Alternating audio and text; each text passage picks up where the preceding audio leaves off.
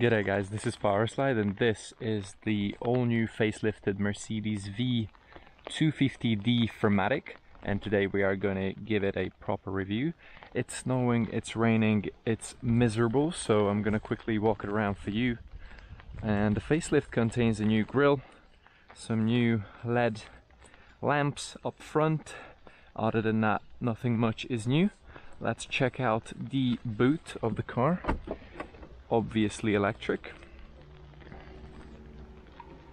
It opens up and here we can have a proper look.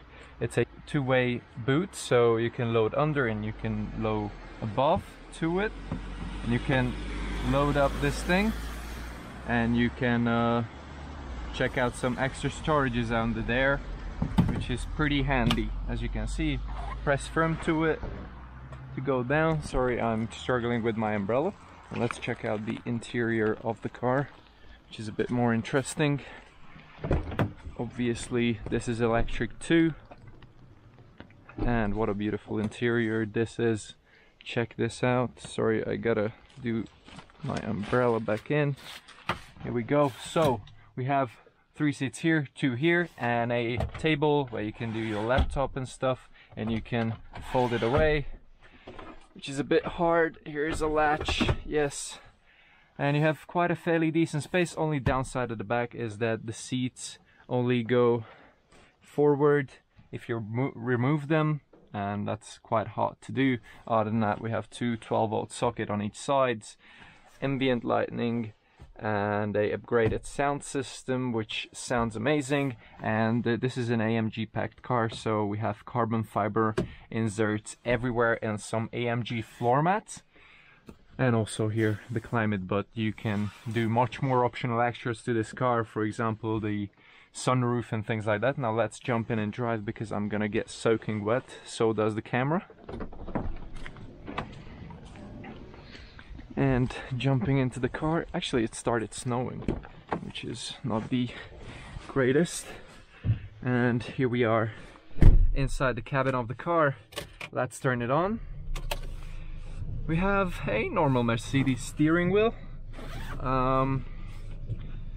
and a beautiful dashboard. I love how these small buses have such beautiful dashboards, not like the Volkswagen multi-vans and stuff like that, which are a bit, you know, a bit normal, too normal for such premium car. But this has a beautiful interior. We have the 360 camera, parking camera, and also you can check the different sizes. It's quite dirty because of the rain, but you can check the tow hooks where you're gonna park it into.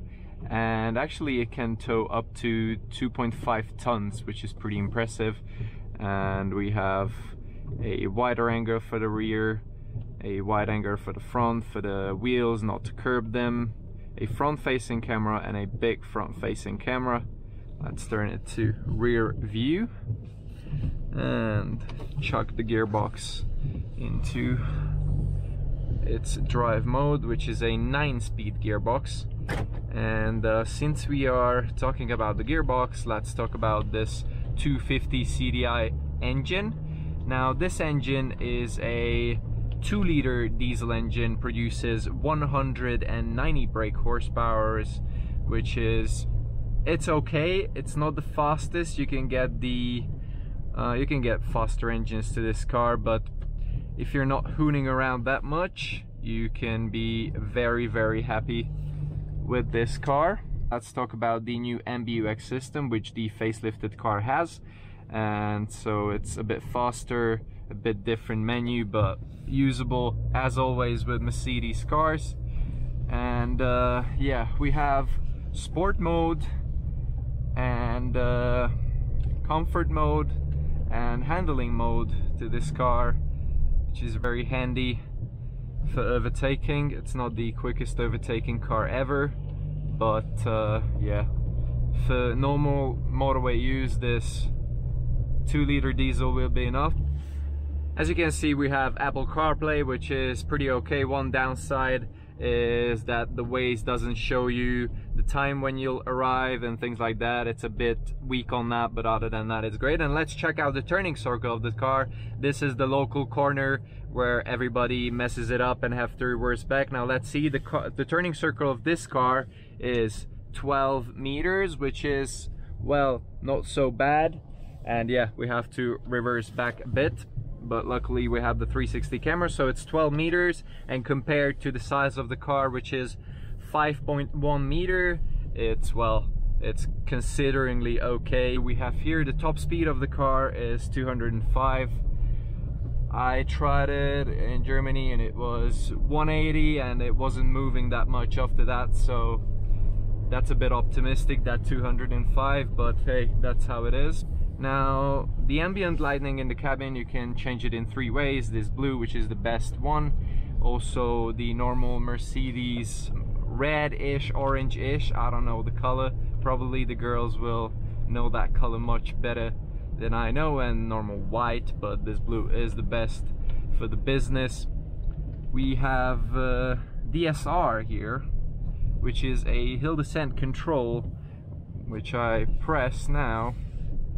And we have, you can turn your kilometer on to DSR mode. We're not going to use it because we're not going very steep with the car, but it's really useful. This car has a 80-liter tank, which is fair enough. On a full tank it will give you around 650 kilometers, bit less if you're pushing. The fuel economy is around 6 liter on average, 5.9, something like that. And now here's an open piece of road, and we can try some acceleration in the snowy weather. And I want to show you how the car is not spinning up these wheels without the Firmatic. Here you can turn it off, the traction control, and you can put it into sport mode, and you can floor it. It's a gentle pull away, and the car has some fake sounds inserted to the cabin when you have sport, which is bit funny in a 2-liter diesel. Let's check it out. So I put it back into comfort and I floor it and I change to sport. Can you hear that? The sound is changing significantly. That's not a problem for me. I like that. It's a bit of fun. Since it's an AMG line car, you can have a bit of fun with the sound, at least carrying around the kids, maybe an overtaking, a bit of fun with the kids. But yeah, one more thing, since we're talking about kids, the acoustics of the car is quite strange. Maybe it's because the back seats are so far back you can't really hear the people sitting at the back.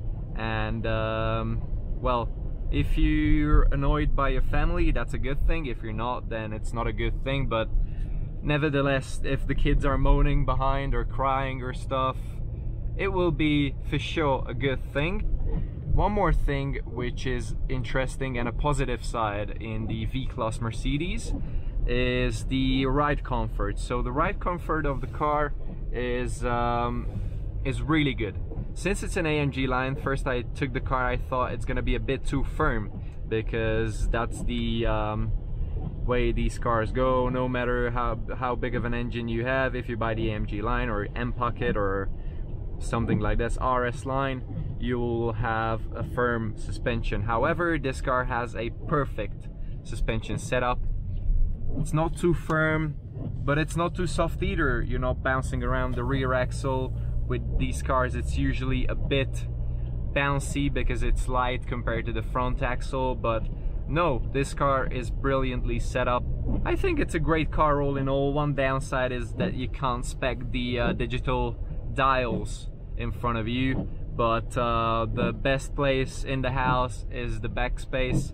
So if you're being chauffeured around, you're gonna sit in the back and the chauffeur will be up front for business meetings. And for the weekend with the kids, you can live with it. You'll probably have an AMG of some sort and you'll enjoy the digital dash of that car.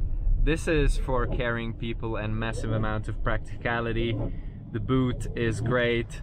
It was sold a lot of times since 1996 with the Viano, and this chassis design came in 2014 and it was upgraded to this well, facelifted model with the MBUX and also the different grille and other bits and pieces in 2020 initially. So yeah, that was it for today, guys. Thank you very much for watching. Make sure you subscribe, hit the notification bell to be alerted when we make a new upload, and yeah, check out the full review of that car, not just the POV, and yeah, enjoy the rest of the day and take care. Bye.